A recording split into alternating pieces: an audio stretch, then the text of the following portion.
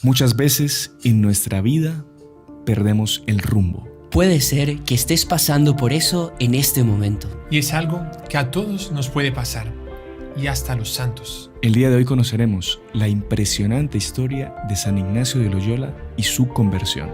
Acompáñanos hasta el final. Salve María, el podcast católico en español de los Heraldos del Evangelio.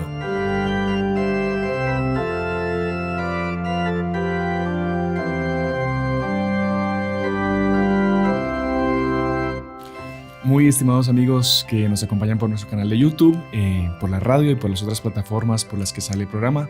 Salve María, bienvenidos una semana más a su podcast católico en español que hacemos desde los estudios de los Heraldos aquí en El Salvador. Y hoy para hablar de un tema súper importante, de un tema que a ustedes les apasiona, que es la vida de los santos, y de un santo espectacular. Un santo que, como ya veremos, llevaba una vida un poco licenciosa antes, pero cuando se convirtió fue algo tan impresionante, tan impactante, que el propio demonio quiso mostrar su rabia, su ira, dejando una marca para el recuerdo de todos nosotros que hasta los días de hoy se puede ver ahí en el castillo de Loyola. Y es la vida del gran San Ignacio de Loyola que vamos a conocer el día de hoy.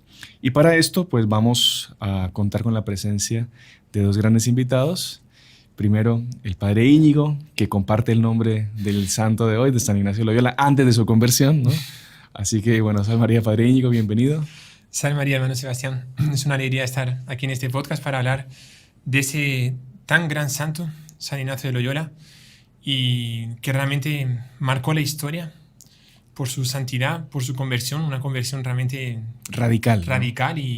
y como que paradigmática, ¿no? O sea, sí. Es un modelo de conversiones a la San Pablo, estilo San Pablo, por así decirlo, fuerte, y nos encanta hablar sobre esos temas, como usted decía, sí. ¿No? De los temas de los santos, la historia, los milagros, las apariciones, en fin.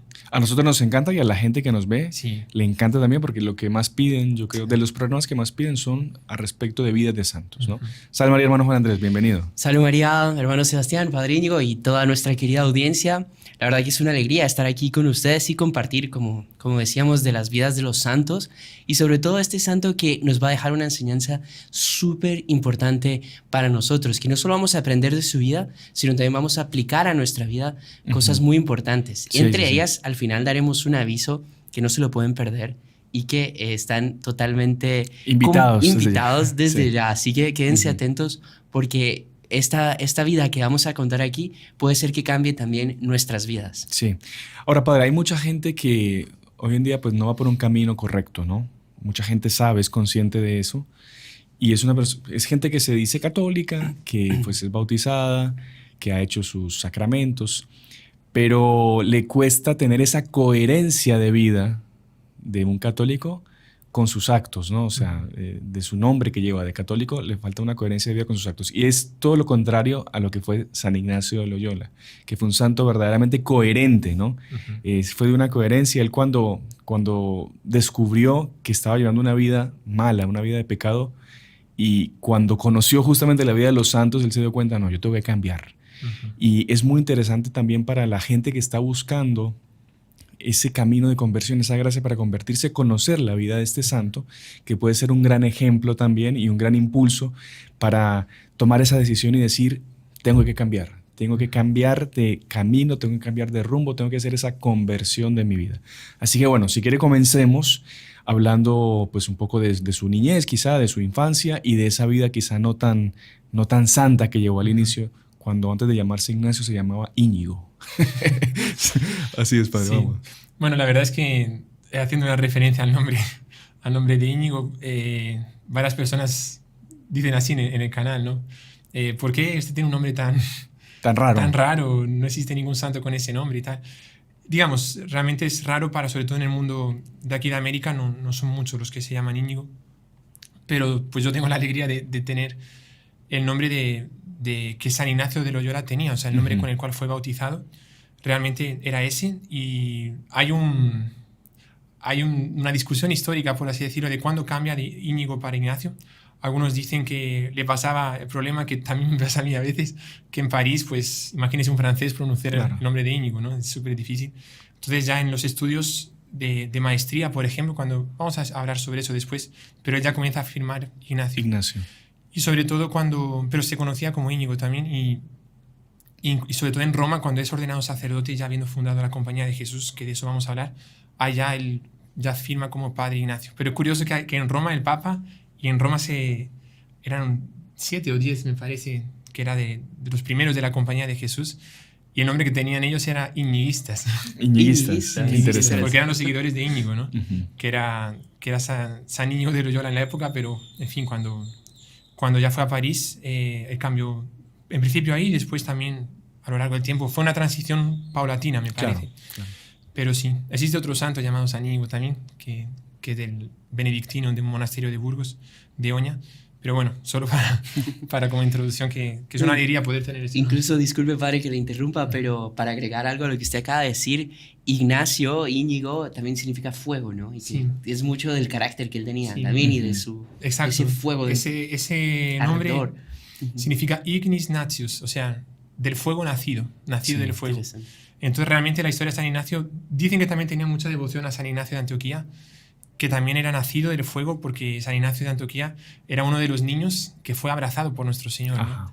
Esos niños que abrazó. Entonces del fuego que salía del corazón de Jesús nació la vocación de San Ignacio de Antioquía. Qué interesante. Que después con ese fuego también va a enfrentar a las fieras en el Coliseo. Y dicen que San Ignacio de Loyola, en la época de Íñigo de Loyola, pues tenía mucha devoción también a San Ignacio de Antioquía. Y por varios motivos, o porque algunos dicen que significa lo mismo, otros dicen que es una raíz vasca, en fin, lo que sea.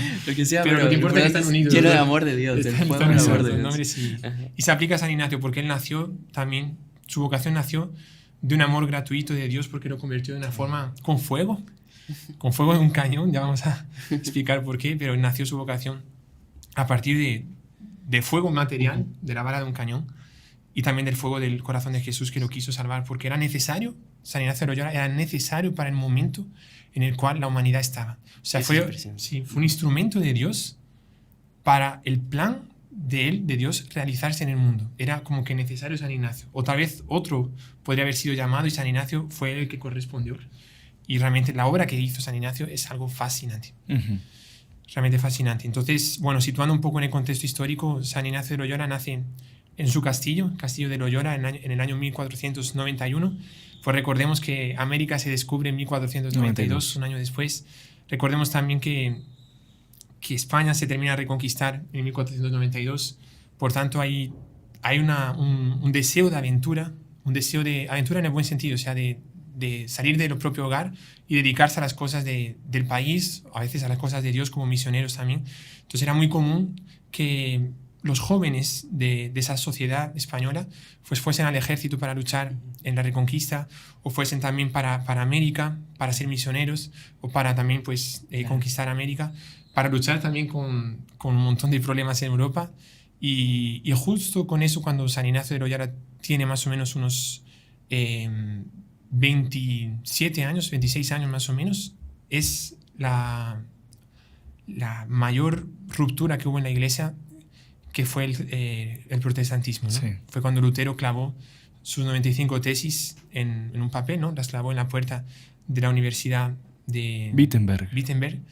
Y entonces, como que cuando San Ignacio todavía no estaba convertido, ya el problema para el cual él fue llamado por Dios a solucionar ya estaba comenzando. Uh-huh. O sea, que en realidad había comenzado mucho antes. Sí, es verdad. Subterráneamente. Exactamente. Y se manifestó en ese momento. Uh-huh. Las raíces ya estaban, ¿no? Exactamente. Con el orgullo, con la sensualidad. Sí, entonces, bueno, esto más o menos, entonces él era un capitán del ejército español, él luchaba por el rey. Hay algunos problemas familiares que creo que no haría falta intervenir, mencionar, pero sí, él tenía ese deseo de servir al rey, era un grandísimo capitán, tenía muchísimo valor, muchísimo coraje, pero él se dedicaba a las cosas de este mundo. Él inclusive como que soñaba con tener una especie de, como Don Quijote va a llamar, una Dulcinea del Toboso, o sea, una dama por la cual él moriría. ¿Sabes? Esas cosas románticas, así que ya existió siempre, ¿no? Pero sobre todo en esa época de la caballería verdadera fue sustituida por una caballería romántica, que es el caballero que da su vida por una mujer que a veces no le corresponde. Que por un ideal no tan noble, sino que por un capricho o un ideal mundano, ¿no? Exacto. Sí. Y a él le encantaban las fiestas en las cortes, le encantaba, pues eso. Si no me engaño, era paje oficialmente Sí, del rey del también. rey, exactamente. Entonces, o sea, tenía entrada, Sí, tal, o sea, tenía un entrada, puestazo tenía ahí. Sí. Porque la familia de él era súper noble, ¿no? Sí, entonces él, en la familia en la época de Fernando el Católico, ya él trabajaba y después tuvo que cambiar como que de otro duque o algo así, no me acuerdo, de duque de Nájera, me parece, que fue en la época de Carlos V, ¿no? De Carlos I de España y Carlos V de Alemania. Pero en fin, no sé si contamos ya la... Vale la pena, sí. O sea, ya entrar directamente en lo que... o sea, él usted ya dice que es capitán del ejército, siempre con esas aspiraciones mundanas de llegar lejos en la vida, digamos, aquí en la tierra y conquistar muchas cosas. ¿Sí? Incluso dicen que él quería conquistar a la hija de Carlos V, que era uno de sus sueños, llegar a esa conquista y, bueno, ser un grandísimo heredero y esto. Y ahí es que se da aquella famosa batalla de el cerco de Pamplona, ¿no? Que eran los franceses que estaban queriendo invadir, ¿no? Pamplona. Francisco I, que era el rey de Francia en la época, y a él le tocó comandar esa defensa del cerco de Pamplona, ¿no? Y ahí estamos, padre, ya en medio de la batalla ahorita. ¿Y qué pasó? Vale, en medio de la batalla, pues los franceses vieron que había uno en concreto que por cómo se movía, por las órdenes que daba a distancia, ¿no? Y creo que usaba un penacho, digamos, sí, rojo, así bonito. Vieron que era el capitán. Entonces, ellos, aquí viene el fuego, ellos apuntaron sus cañones, su artillería, justamente para matar al capitán, porque, bueno, estaba en la guerra, ¿no? Entonces, matando al capitán, seguramente la ciudad se rendiría. Y realmente apuntan y la bala de cañón es certera, realmente le da a San Ignacio de Loyola, pero le da... Uno dice que fue en la muralla y las piedras le chocaron, o si no, la propia bala de cañón le hirió en la pierna. La cuestión es que San Ignacio de Loyola no muere, evidentemente, pero se queda súper mal herido. Y con él, cuando él pues cae herido, no hay resistencia sin él. Y realmente los franceses toman la ciudad de Pamplona, pero tienen un acto bonito, que antiguamente pues existía mucho más honor en la guerra, ¿no? Y los propios franceses, como era el capitán, ellos llevan en una litera a San Ignacio de Loyola para su castillo. Primero le hacen una cirugía para intentar salvarlo, pero la cirugía no tuvo mucho éxito, pero después lo llevan a Pamplona, a Loyola, al castillo de Loyola. Y ahí en el castillo, ya así un cirujano más experimentado, comienza a hacer la operación. Y la hace, imagínense, no había anestesia en esa época, y era de un valor, imagínense la sierra... Sí. Un serrucho así. Le daban un traguito de algún licor fuerte para que la persona más o menos... estuviese menos consciente. Exacto, menos consciente, sí. Y comienzan a operarle, imagínense el hueso que roto, músculos, tendones y tal. Comienza a operarle, termina la operación, después de unos días de convalescencia, de recuperación, se ve que la pierna no había quedado igual con la otra, se había quedado más corta. Y le dicen a San Ignacio, mire, si quiere lo dejamos así, porque por lo menos usted está con vida, pero usted va a cojear toda su vida. Y él, por vanidad, porque le gustaba eso, pues ser un buen capitán, poder luchar, y también sobre todo no, pero también estar en los bailes de la corte, pues lisonjear también a las damas de la corte. Y él dijo, no, otra vez. Y decide hacer una segunda operación, y en esa segunda operación, ahí sí se queda realmente... Claro, que la segunda operación consistía en volverle a romper la pierna y volver a pasar por todo ese trauma que había pasado. O sea, imagínate lo que era la vanidad de él. Sí. O sea. Pero sabe que un punto interesante que comentaba el doctor Plinio Correa Oliveira al comentar este hecho, él decía lo siguiente, hablando de la coherencia de él, cómo él era coherente también en esa época. Ajá. Porque él decía lo siguiente, yo quiero llegar a ser un gran capitán, quiero llegar a ser una gran persona, quiero lucirme en la corte, luego tengo que... no puedo ser cojo. Luego tienen que venir y romperme la pierna, volverla a poner, dejarla bien. Por más que me duela, por más que tal.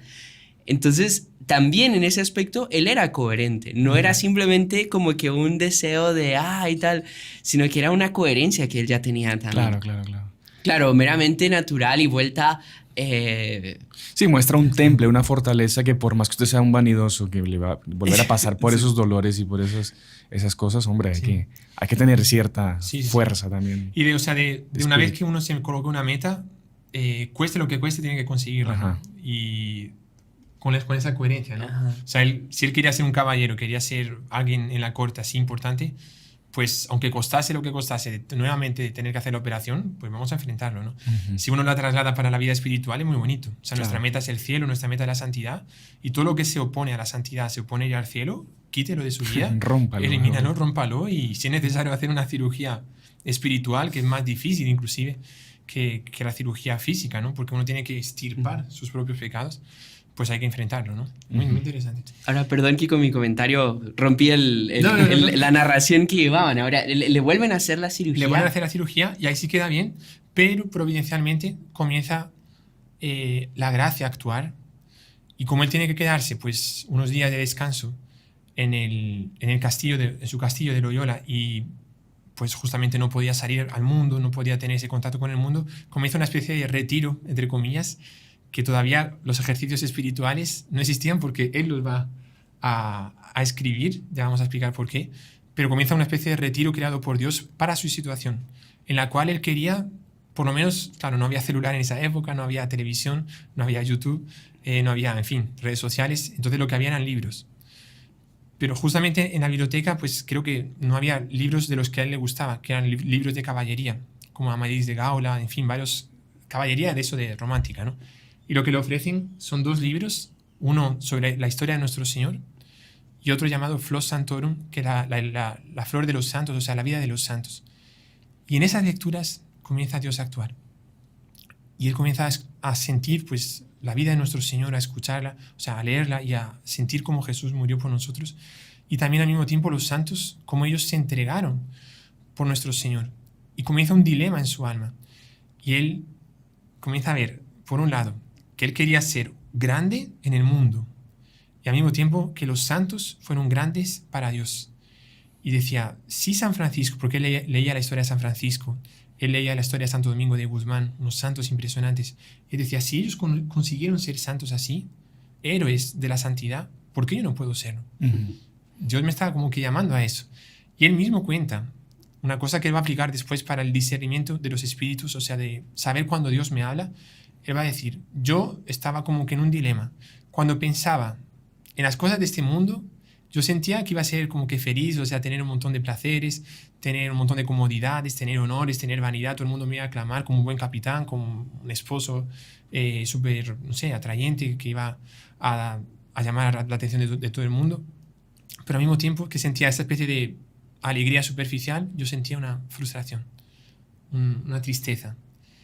Y cuando yo pensaba en ser santo, yo sentía que iba a ser duro, que iba a ser difícil, más en el corazón, no en la superficie, pero en el corazón, yo sentía una tranquilidad y una alegría. Cuando me fui dando cuenta de eso, de que lo que importa es esa alegría interior, esa alegría en el corazón, cueste lo que cueste, llegó un momento, ¿lo cuento usted mejor? No. Llegó un momento en el cual, pues, él rezó, y ahí se decidió. Al final, él dijo así, yo quiero ser santo. Y en ese momento se escuchó una especie de terremoto, de sonido súper fuerte, como si fuese un trueno. ¿Qué pasó? Como si hubiese sido un terremoto. Y fueron a ver en la muralla del castillo de Loyola, se abrió una grieta, una hendidura grande así, y no se entendía por qué, porque justo en ese lugar, en ningún otro lugar había pasado eso. Y según creo que él mismo lo cuenta, o se dice por lo menos, que claro, había un demonio súper fuerte, porque ese demonio sabía, si San Ignacio se convirtiese, sabía lo que venía encima de él, o sea, iba a frustrar un montón de planos. Y había un demonio muy fuerte que lo estaba tentando para que él no fuese santo. Y cuando San Ignacio de Loyola, con esa lógica que el hermano Juan Andrés mencionaba, dijo, quiero ser santo, se decidió a ser santo, ahí el demonio huyó y como que dejó la huella de por dónde había huido, y ese demonio como que tal vez nunca más lo tentó, ¿no? Porque se fue y listo. Pero fue impresionante, ¿no? Como que la decisión de un santo, cómo puede colocar en fuga al demonio y hasta dejar huella, ¿no? Impresionante. Qué bárbaro. Era un demonio capaz de mundanismo también, de realización de su vida en esta tierra. Padre, ¿usted puede explicarlo, hermano Juan Andrés, para la gente que no tiene muy claro eso? ¿Qué es el mundanismo? ¿Qué es? Porque muchas veces escuchamos, no, usted es una persona mundana. Sí. Y mucha gente piensa que le están elogiando. Ah, yo soy un mundano. Y es algo que no es bueno. No, el es mundanismo pecado, es algo que puede llegar a ser pecado incluso, exactamente. Sí, el mundanismo, claro, se podría definir así, el doctor Plinio Correa de Oliveira lo definía así, es todo aquello que me hace colocar mi intención, mi deseo, Mi fin. mi fin en las cosas de esta tierra y no en el cielo. O sea, en el fondo todo aquello que me aparta del cielo. Sí. Entonces, por ejemplo, yo puedo ir a una fiesta de una boda después de una boda, pero yo fui a ese sacramento por la boda porque se estaban uniendo en matrimonio un hombre y una mujer, y un sacramento que Dios es obligado a dar gracia para ellos y para todas las personas que están asistiendo. Después viene la fiesta, a acompañar a los miembros de la familia y todo eso. Nosotros vamos. La persona, digo, cualquier persona puede ir, pero mucho cuidado, porque hay gente que va a la boda más para esta tierra que para el cielo. O sea, hay muchos ambientes como que no se ve a Dios en la boda, con las músicas que se tocan, con los bailes que hay, con los vestidos, que la gente va a la boda como si fuese casi que a la playa, o sea, o peor todavía, en cierto sentido. Entonces, la persona, ¿para qué está yendo a una boda? Para acompañar a alguien que nosotros queremos en un sacramento, para que se aproxime más de Dios, para que nosotros mismos nos aproximemos más de Dios, o para yo ser elogiado o elogiada por el vestido que yo llevo, por el peinado que yo llevo, bailar como yo bailo y la gente me vea, comer gula o emborracharme también, todo eso me aleja de Dios. Es un ejemplo de una boda. O sea, un mismo ejemplo puede ser alguien que vaya con un espíritu, digamos, que no sea mundano, que vaya por el sacramento, por la alegría de compartir con la familia, Claro. y otro que vaya, no, porque ya voy a ser el centro de la fiesta. centro de la fiesta, Sí. me van a ver y cuando yo pase van a... O sea, como muy bonito ese ejemplo porque de hecho lo deja bien claro. Sí. Que, o sea, no es irse del mundo para dejar de ser mundano, aunque ayuda también, Claro. pero sino que es también la finalidad y el por qué yo voy a las cosas o hago las cosas. Exactamente. O la persona tiene un trabajo, tiene una empresa. Todo lo que usted hace en la empresa tiene que consagrarlo a nuestro Señor, a Nuestra Señora. Cualquier dinero que entra, cualquier cosa que entra, que sea para su gloria, que sea para el bien de los demás, para mi propio bien en cuanto a crecer financieramente, que es legítimo, pero para que yo pueda así también más tranquilamente practicar la fe, rezar más, donar si es necesario a la gente también, a la gente que necesita, o a la iglesia, o a los pobres. Pero yo coloco mi fin, mi primer fin, Objetivo. mi objetivo es la salvación, es Dios. Y el resto tiene que ayudarme justamente a conseguir la salvación. No puedo distraerme, por así decirlo. Tiene que ser una especie de barandilla, ¿no? De pasamanos que me ayuda a eso. Por eso bien decía San Ignacio, explicando el uso de las cosas materiales, ¿no? O de las amistades o lo que sea, del tanto cuanto. Famoso. Yo tengo que usar las cosas o acercarme a las cosas tanto cuanto me acercan de Dios, o alejarme de las cosas o no usar las cosas tanto cuanto me alejan de Dios. Entonces, si yo veo que algo que a mí me encanta, no sé, volvamos a hablar de la fiesta, de la boda. Si yo soy una persona que no puedo estar cerca de las bebidas alcohólicas porque me emborracho y porque voy al matrimonio, estoy acompañándolos en el sacramento, pero si yo sé que voy a ir a la fiesta y me voy a emborrachar, yo no puedo ir a esa fiesta. Claro. La agradezco mucho, la felicito, rezo por ellos, quizás estoy en la comida, pero yo no puedo acercarme al alcohol porque yo sé que si me acerco al alcohol yo voy a caer y voy a cometer un pecado y eso me aleja de Dios. Entonces yo tengo que alejarme de eso. Y eso en todos los sentidos, todos los vicios, todas las cosas. Y sabe que justamente de San Ignacio tenía, digamos, hablando nuevamente de eso que usted está diciendo y de la coherencia, del tanto de cuanto, al tomar esa decisión de yo quiero ser santo, todo ese mismo empeño que él tenía en ser capitán, en llegar a ser tal, lo puso al servicio de Dios. Exacto. Entonces parece que él, después de eso, de su conversión, él se vistió de mendigo y en su mismo pueblo, en su misma ciudad, donde todos los demás lo conocían, salió a pedir limosna. Sí que los demás nobles lo veían. Ah, eres tú, Ignacio. Sí, yo soy. ¿Por qué haces eso? Por amor a Dios. Y se burlaban de él, pero digamos, era como el tomar esa misma fuerza que él tenía para ese fin, ahora para un fin celestial, ¿no? Exactamente, interesante. Es impresionante eso. Y cómo él se lo tomó tan a serio, ¿no? Con esa coherencia propiamente. No, dicen que también, no sé en qué momento, si fue en la recuperación o ya un poquito después, pero también se le apareció Nuestra Señora, ¿no? Sí. Se le apareció la Virgen. Dicen que hasta en los primeros años fueron unas 30 apariciones de Nuestra Señora a San Ignacio, lo que cuentan algunos autores. Y una especie de sonrisa de Nuestra Señora, o sea, él la vio y tal vez fue eso lo que realmente le hizo a entregarse por entero, ¿no? Y como que la dama que él buscaba, la encontró. princesa, la encontró en realidad, que es una dama muchísimo superior que Nuestra Señora, hizo de todo para combatir por esa dama que era la Virgen, ¿no? Y inclusive algunos autores, la verdad es que no lo había visto, pero leyendo aquí para el podcast, dicen que la primera idea era que la compañía se llamase Compañía de María. Sí. Porque justamente por esa unión que tenía con Con Nuestra la Virgen, Señora, ¿no? sí. Y cuando estaba en Manresa, porque él va de Loyola, va en peregrinación a visitar a Montserrat, o sea, Al santuario de la... santuario de Montserrat, de la Virgen de Montserrat, que es muy bonito, en las montañas así, y él hace una noche de vigilia, me parece. En la gruta de Manresa. Eso fue en la gruta, sí, creo que sí. Creo que ahí es que él hace el cambio de sus De la ropa, vestidos. sí, me parece que fue ahí. Entrega sus vestidos a un un mendigo. Su espada de Eso. capitán se la entrega a nuestro Señor. El mendigo no o sabía Nuestra que estaba Señora, exacto. pasando. Y ahí es que él hace el voto de castidad perpetua, ¿no? Qué impresionante. Ujú. Sí. El que había Sí. llevado una vida un poquito desordenada, llega a ese momento y rompe con el mundo completamente y hace ese voto. ¿Sabe que muy interesante que el doctor Plinio Correa Oliveira, al comentar ese hecho, él dice que fue una noche, porque antes de ser armados caballeros, Sí. hacían una noche de vigilia de armas, Ujú. donde ponían la espada en el altar Exacto. y pasaban en oración porque al día siguiente iban a ser nombrados caballeros para defender pues, a la cristiandad y tal.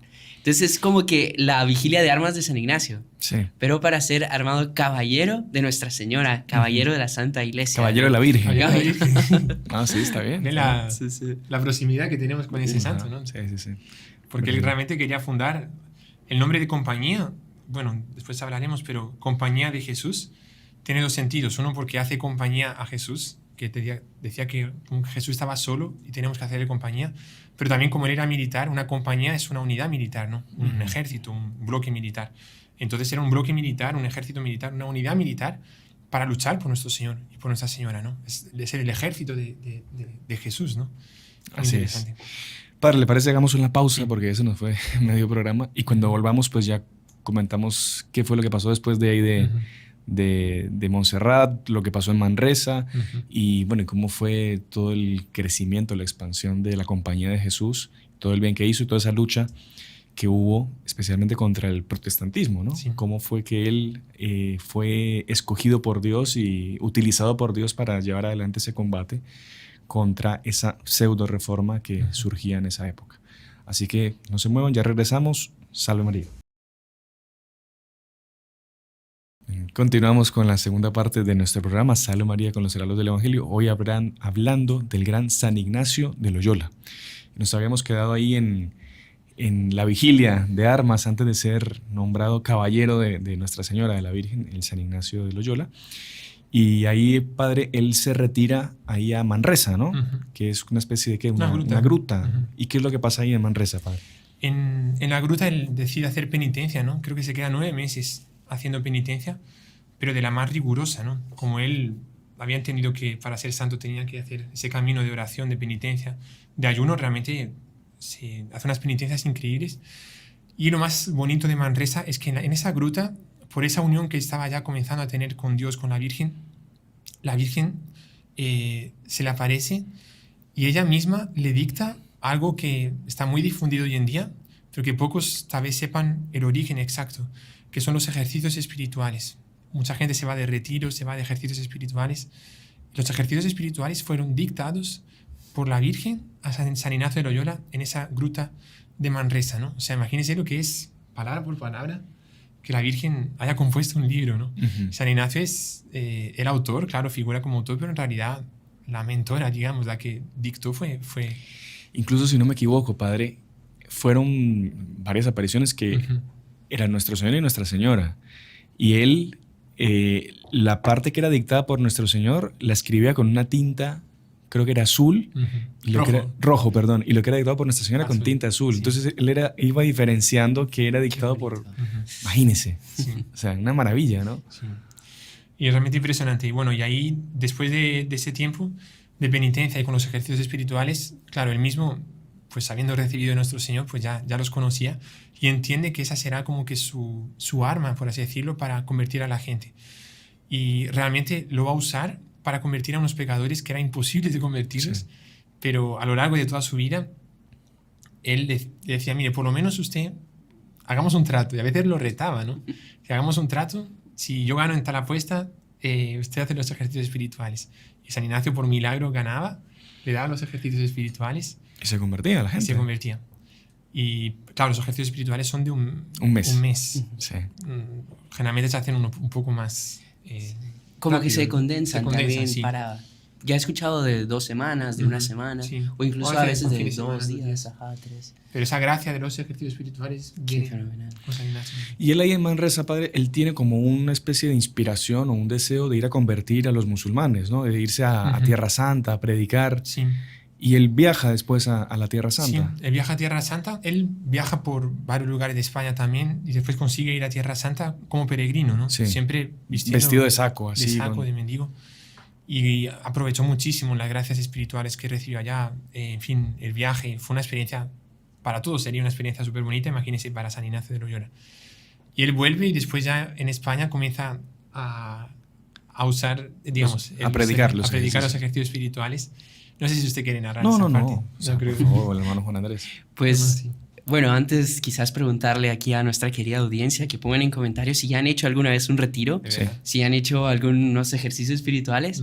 Yo les soy honesto, yo he tenido la oportunidad de hacerlo varias veces y es fabuloso, es impresionante. Realmente es para salir convertido del otro lado. Incluso recuerdo que el primer formador que tuve, el padre Roberto, a quien mando un saludo, él nos da una metáfora que es la siguiente: un barco cuando va en el mar se le van pegando, por así decir, crustáceos, moluscos, todo, y el barco se va volviendo pesado, y esa línea que le hicieron en el astillero para cruzar los mares se va perdiendo y se va poniendo pesado. Entonces, de no sé cuántos años y no sé cuántos años, el barco tiene que regresar al astillero y le lijan todo lo que se le pegó. Y el retiro espiritual es más o menos eso. Es como un volver al camino, ¿no? Es bueno, incluso el retiro espiritual, comentaba el doctor Plinio Correa Oliveira, tiene 2 premisas muy importantes, ¿no? La primera es ver cuál es el verdadero fin y reconocer a Dios y amarlo como tenemos que amarlo arriba de todas las cosas. Y lo segundo es contra uno mismo. Sí. Está bien, Dios es esto, tal, yo lo reconozco, lo quiero amar, pero yo, ¿Qué soy? ¿No? ¿qué soy en relación a Él? Es un conocerse a sí mismo. Exactamente, un conocerse a sí mismo y cortar todo aquello que de alguna manera me aleja de ese fin, ¿no? Sí. Entonces, los retiros espirituales son realmente fabulosos, súper recomendados para todo el mundo. Y no es por nada, pero yo creo que aquí ya siento ganas de meterme en uno, yo también. Sí. A ver, pedirle al padre Fernando, a ver qué día podemos hacer un retiro, hacemos un retiro aquí en comunidad, ¿no? Pero esto que comentaba el hermano Juan Andrés de esa predicación de los retiros fue lo que comenzó a hacer San Ignacio ahí en España cuando regresó a la Tierra Santa, y estaba teniendo mucho fruto, solo que le cayó encima la ley, la Inquisición. ¿Por qué? Porque empezaron a ver que llegó un joven, un mendigo, que estaba predicando, y lo empiezan a investigar y empiezan a ver sus doctrinas, se dan cuenta que es todo completamente ortodoxo, que está todo correcto, pero le preguntan, y bueno, ¿y dónde estudiaste? ¿Cuál es tu título? ¿Cuál es tu autoridad para enseñar estas cosas? Y él no tiene ninguna. Pues tenía la autoridad de Dios y de la Virgen, pero digamos, era un poco complicado. Mundana no tenía. Digamos. Exactamente, no tenía un diploma, un currículum o algo. Y incluso él es metido preso en 2 ocasiones por enseñar sin autoridad, sin permiso. ¿Y qué hace él? Él dice, bueno, sí, necesito un título para estudiar, para poder predicar, pues me voy a ir a una universidad a estudiar. Y se va a París. Se va a París a estudiar, a buscar su título universitario. En las universidades de la época pues estaba recién naciendo todo ese tema de las universidades. Y ahí es que él llega a París y comienza a hacer sus estudios y ahí comienza a conocer a los primeros que serán discípulos de él más adelante, ¿no? Empieza a tener, creo que eran 6, ¿no? Los 6 o 7 primeros discípulos. Creo que eran 6 más 1, me parece. Sí. 6 más 7, digamos. Exactamente. Y ahí, bueno, ahí llega a Francia y comienza a estudiar y ahí es que se encuentra también a San Francisco Javier, que será casi que pues su fin, ¿cómo decirlo? Discípulo perfecto. Su discípulo perfecto, su brazo largo para convertir y para evangelizar todo lo que es el Oriente, ¿no? Que también es otra historia súper interesante, la de San Francisco Javier, que en algún momento también la contaremos acá. Pero padre, y entonces él en Francia, ¿cómo es que se da esto? ¿Cómo es que deciden ellos o cómo es que San Ignacio los convence a ellos para crear la Compañía de María, mejor dicho, llamada Compañía de Jesús? Sí. Bueno, entonces esos discípulos que él conoce, en realidad estaban un poco como él antes, por así decirlo, eran muy mundanos, ¿no? Inclusive San Francisco Javier no era San Francisco Javier, era Francisco Javier. Y a San Ignacio le costó también la conversión de San Francisco Javier. Y él quería ser un profesor con un título extraordinario. Tenía muchísimo mundanismo San Francisco Javier. Y San Ignacio compartía en cuarto en la universidad. O sea, una especie de, no sé lo que era, si era la propia universidad o como si fuese un edificio anexo. Pero creo que compartía en cuarto él con otros 2 más, me parece. O los 7, no recuerdo bien. Pero en fin, más o menos siempre se veían todos los días. Hasta, creo que había, ¿cómo se llama eso? Literas. Camarotes. Me parece que uno dormía abajo y otro arriba, me parece. Y San Ignacio de Loyola, que los veía a veces salir para fiestas, y él había pasado por eso también. Él decía, no pueden ir a fiestas, no pueden perderse en el mundo. Sobre todo San Francisco Javier, que era el que veía que tenía más vocación, más llamado, pero al mismo tiempo el que se podría perder más fácilmente. Y muchas veces San Ignacio de Loyola le repetía a San Francisco Javier esa misma frase que dice nuestro Señor. Él le decía, Francisco, ¿de qué le vale al hombre ganar el mundo entero si pierde su alma? Es una frase que dijo Jesús, pero que San Ignacio le aplicaba a San Francisco Javier. O sea, usted quiere ganarse el mundo, usted quiere ser un buen profesor, quiere tener una familia extraordinaria, lo que sea. Vale, pero si usted pierde su alma, ¿de qué le vale todo eso? Para el cielo le va a servir ser un buen profesor, o sea, ese título, ese honor. Y siempre como que le entraba una especie de aguijón a San Francisco Javier. Y aún así, muchas veces él no obedecía, o sea, no seguía el consejo y iba para las fiestas. No sé si es... Hay una película muy buena de San Ignacio de Loyola en blanco y negro, así, de esas películas que son realmente muy buenas, porque hoy en día hacen hasta películas de santos que le colocan cualquier cosa, ¿no? Santa Juana de Arco, por ejemplo, hacen películas que no tienen nada que ver con la verdadera santa. Pero esa en blanco y negro muy bonita, pero me acuerdo de una escena, imagino que sea real, que iban a ir para una fiesta y San Ignacio de Loyola lo sabía. Y él se queda esperando por la noche hasta que salgan. Y cuando ve que San Francisco Javier ya se está preparando para ir para la fiesta, San Ignacio le coloca un crucifijo, de este tamaño aquí más o menos, de un palmo, le coloca un crucifijo en el umbral de la puerta y ahí sale San Francisco Javier, todavía no santo, abre la puerta y con la luz del cuarto que está iluminado, no con luz eléctrica evidentemente, pero estaba iluminado, él ve el crucifijo en el suelo, ¿no? Y se queda mirando el crucifijo y ahí aparece San Ignacio que estaba escondido y le dice a San Francisco Javier, píselo, si no, ¿cómo voy a pisar el crucifijo? Píselo. Pero está loco, ¿cómo voy a pisar el crucifijo? Dice, si usted, le dice San Ignacio, si usted va a esa fiesta, usted está pisando a nuestro Señor Jesucristo. Lo que eran las fiestas de la época. No tiene nada que ver con lo que es hoy en día. Hoy en día es muchísimo peor. Por supuesto. Muchísimo peor. Y San Ignacio le dice, si usted va a esa fiesta, usted está pecando, está haciendo algo peor todavía que pisar en nuestro Señor. Impresionante. Entonces, claro, con un santo así al lado del cuarto, llega un momento que San Francisco Javier recibe una gracia fuertísima y se convierte junto con todos los otros compañeros que, en fin, Diego Laínez, Bobadilla, Simón Rodríguez, no sé cuántos, son varios. Y ellos juntos se juntan, esos primeros discípulos, creo que eran 6 y San Ignacio, y hacen los votos de castidad, de pobreza y de obediencia en las manos de San Ignacio en Montmartre, en París, en las afueras de París, donde hoy en día está el Sacré-Cœur. Sacré-Cœur, pero en la época supongo que no era todavía, porque fueron las apariciones. Era un lugar de peregrinación, sí. muy común ahí, el Montmartre. Lo hacen el 15 de agosto, bonito, ¿no? Que es el día de la Asunción, y para nosotros también un día muy querido porque es el día de cumpleaños de nuestro fundador, una nueva relación con ¿Saben qué? Interesante, hablando de fundador, muy bonito una cosa que comentaba el doctor Plinio Correa Oliveira, que todos los santos tienen a su fundador un aprecio especial, ¿no? Los benedictinos con San Benito, los franciscanos con San Francisco, y además tienen una identificación, ¿no? Y el doctor Plinio decía una cosa muy curiosa, que él notaba que con la compañía de Jesús era más acentuado eso. ¿Y sabe por qué era?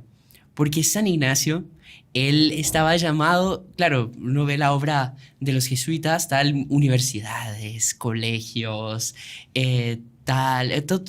digamos, una obra muy grande. Y uno podría pensar que eso era lo principal de ellos. Y el doctor Plinio decía que no, eso era un medio que San Ignacio tenía. Porque ¿qué pasaba? En esa época se había, por así decir, la sociedad había perdido sus convicciones católicas. Recordemos que es el fin de la Edad Media, comenzando ya pues propiamente el Renacimiento y tal y todo. Y sé que justamente por haber perdido esas convicciones católicas fue que fácilmente cayeron en el protestantismo. Tanto así que si las tuviesen, las herejías no pegaban. Exactamente. Entonces San Ignacio, él por así decir, él como que encarnaba lo que era una persona católica. Sí. Y el doctor Plinio da una metáfora muy bonita. Que imagínense una persona que estudia la doctrina católica a rigor y se sabe todo perfecto, pero nunca vio a un verdadero católico en su vida.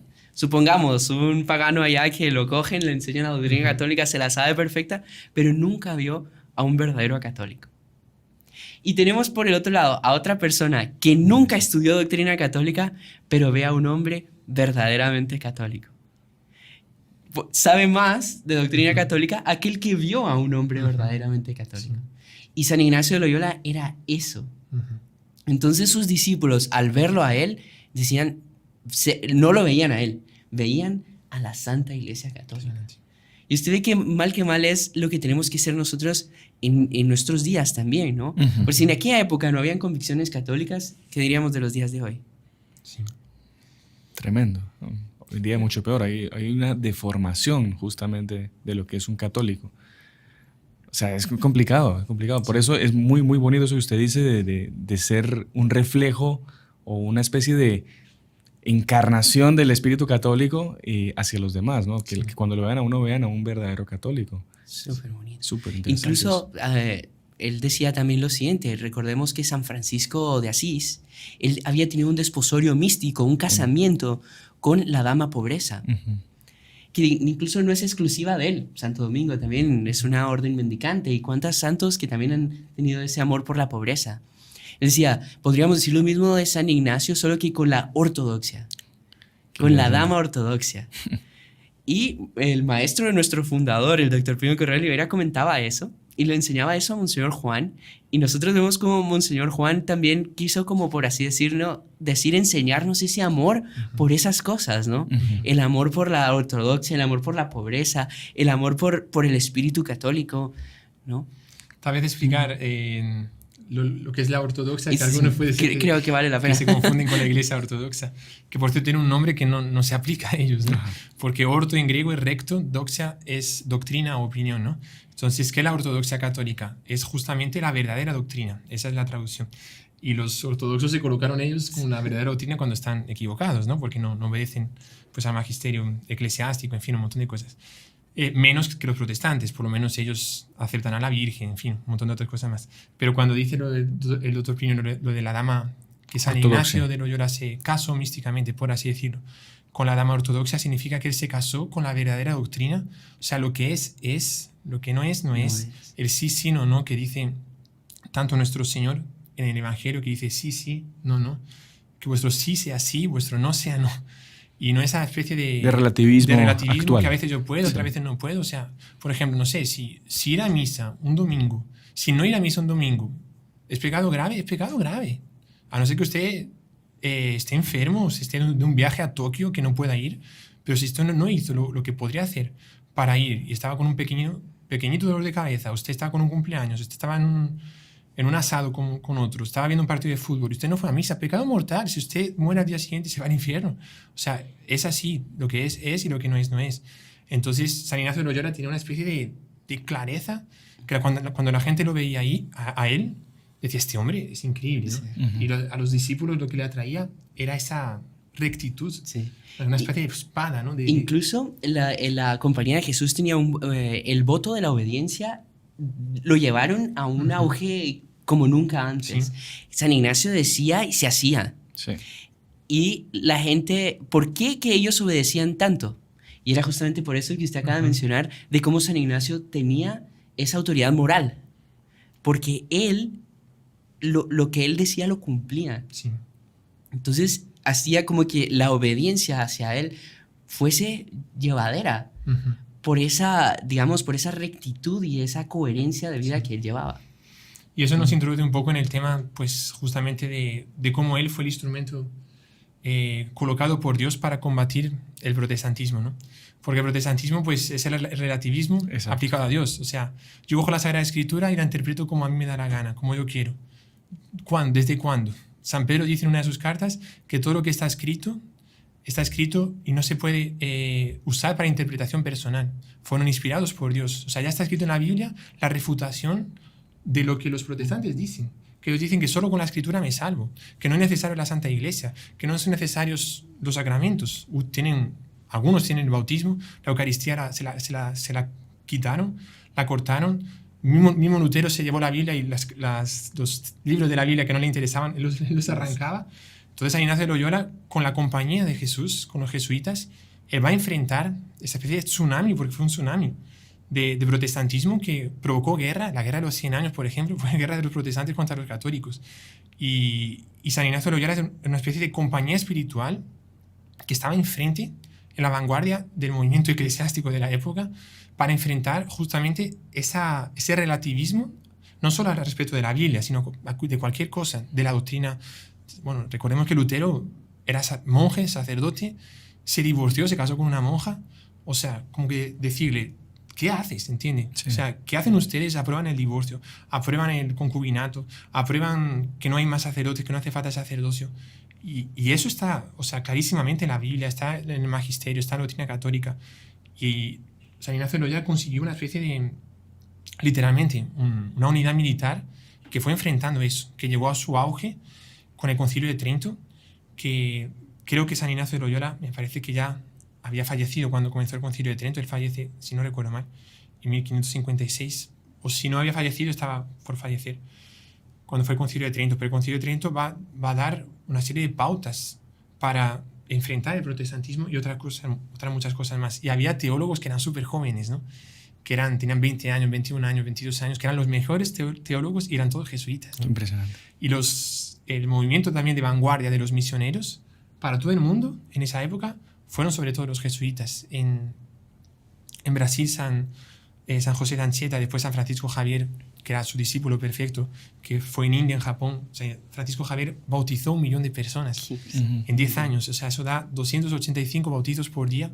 Imagínense lo que es bautizar 285 por día de media. O sea, un día bautizaba 3.000, otro día estaba de viaje. Se le dormía la mano de tanto Sí. bautizar, ¿no? Que era impresionante. ¿Pero por qué? Porque ellos llevaron, si nuestro Señor dice, id por todo el mundo y predicad el Evangelio, vamos por todo el mundo y predicad el Evangelio. Eso que dicen ahora, ¿no? De que no debemos invadir el campo de las otras religiones, no debemos ir a otros lugares porque eso es proselitismo, no podemos... ¿Qué diría San Ignacio? ¿Qué Escuchar diría eso, San ¿no? Ignacio? ¿Qué diría San Ignacio? Tremendo. Sí. Ahora, incluso cuando, o sea, fue tal el éxito que tuvo San Ignacio y atraía tanto que, comenzaron con esos 6 discípulos y él, a la hora de su muerte, había ya más de 10.000 jesuitas. 10.000 jesuitas.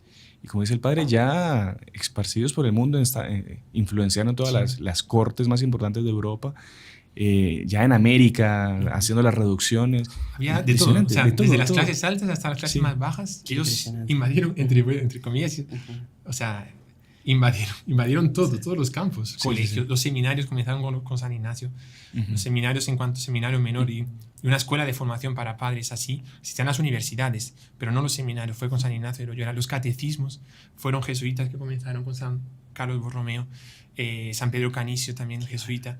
O sea, lo que ellos hicieron fue una obra realmente ¿Sabe qué magistral. interesante ahora que usted menciona de la obra de el doctor Primo? También comentaba que dentro de la ciudad de Dios, la Compañía de Jesús no es un palacio más dentro de la ciudad de Dios, sino que es la muralla, que está ahí pendiente de ver que no surja una herejía, que no surja un desvío, nada. Pero es muy bonito porque de hecho se necesita en una ciudad una muralla, ¿no? Sí. Sí, Es muy bonito. Son como que los centinelas para que Sí.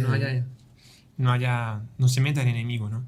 Y es curioso que, bueno, es triste decirlo, pero cuando eso nos puede pasar hasta a nosotros también, pero generalmente cuando un miembro de una orden religiosa decae, él se opone justamente al llamado del fundador. Entonces, ¿cómo sabemos si un franciscano está bien espiritualmente o está mal? Pues según el apego que tenga a las riquezas, si usted es un franciscano que tiene mucho dinero en el bolsillo y comienza a hablar de un montón de dinero y todo eso, cuidado, ese franciscano seguro que va a estar mal, porque está contra a San Francisco de Asís. saca su Rolex. Sí, exactamente. Si un dominico, cuando son malos, porque son los peores herejes. Sí, por así empiezan a decirlo. atacar el rosario, la devoción a Exacto, Nuestra justo. Señora. Sí. Que hay. Sí. En fin, lo que el padre dice, alejarse del espíritu del fundador da en las peores cosas. Sí. Y, digamos, los salesianos que tienen la vocación de cuidar de los jóvenes, pues nunca se van a interesar por un colegio, nunca se van a interesar por cuidar de los jóvenes. Pero los jesuitas, justamente, ellos, en vez de ser muralla, van a ser las puertas para que entre el enemigo dentro de la ciudad de Dios, ¿no? Y son como que, infelizmente, hubo jesuitas, no vamos a mencionar nombres aquí, pero que dieron muy mal ejemplo en el pasado. Y en esa línea, o sea, en vez de ser casados con la ortodoxia, o sea, la verdadera doctrina, son panteístas. Conocemos casos de jesuitas que fueron a India, se mezclaron con la religión panteísta, fueron medio gnósticos. ¿Por qué? Porque son lo contrario a San Ignacio. Sí. Como decía usted, ¿qué diría San Ignacio, no?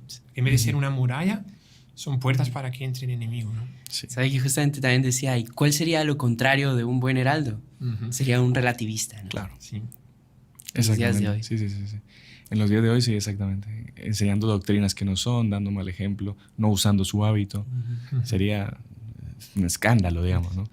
Pero bueno, se nos ha ido el tiempo, padre. Y lo pero- hizo la invitación, ¿no? Por eso, y justamente antes de que se vaya la gente, queríamos hacerles una invitación muy especial para que anoten ya en su agenda días 14 y 15 de septiembre, ¿no? 14 y 15 de septiembre del año 2024. Vamos a hacer un retiro espiritual virtual, por así decirlo, en vivo, con el Padre Íñigo. El Padre Íñigo nos va a dar vamos a reducir, a sintetizar en los ejercicios espirituales de San Ignacio en unas charlas. Estamos definiendo todavía si son 5, 6, 4. Vamos a ver la apetencia de las personas para que todos puedan beneficiarse de conocer lo que son estas maravillas de los ejercicios espirituales dictados por la propia Santísima Virgen a San Ignacio y dados por el Padre Íñigo. Entonces, desde ya anoten en sus agendas, ténganlo presente, y es algo que les va a cambiar la vida, de verdad que sí. Es algo que es muy importante, que bien como explicaba el hermano Juan Andrés, para que paremos un poco en esta locura de mundo que vivimos, nos analicemos cómo estamos delante de Dios, nos demos cuenta si estamos cumpliendo nuestro llamado y si estamos de verdad preocupándonos por lo más importante, que es el cielo. Si nuestro puerto de destino de verdad lo tenemos bien marcado, nuestra hoja de ruta está dirigiéndose hacia el cielo o estamos yéndonos para otro lado. Así que es muy importante que todos los que vean este programa ya se programen para el día 14 y 15 de septiembre y podamos participar de este retiro espiritual que va a estar muy bendecido y muy interesante. Así que no sé si algo más. Que pongan en la agenda para nada marcar ese día. Están ya invitados y vamos a ir avisando también por las redes Por las redes sociales, sociales, tal, para cómo hacer para inscribirse y todo eso. Sí, para que puedan descargar el material de apoyo y todo y puedan beneficiarse de este retiro espiritual. Padre, muchas gracias. Hermano Juan Andrés también, muchas gracias. Le pedimos su bendición, Padre, y a la gente que nos ha acompañado, pues también muchísimas gracias. Muchísimas gracias. Bueno, damos esta bendición por intermedio de Nuestra Señora, especialmente de San Ignacio de Loyola, y con la frase que él escribía en sus libros, que los jesuitas también escriben, que es ad maiorem Dei gloriam, o sea, para la mayor gloria de Dios, que todo lo que ustedes hacen en su vida, en su familia, en su trabajo, en el retiro que vamos a tener, que sea todo para la mayor gloria de Dios, al mayor de gloria. Y la bendición de Dios Todopoderoso, Padre, Hijo y Espíritu Santo, descienda sobre ustedes y permanezca para siempre. Amén. Salve María. Salve María. María.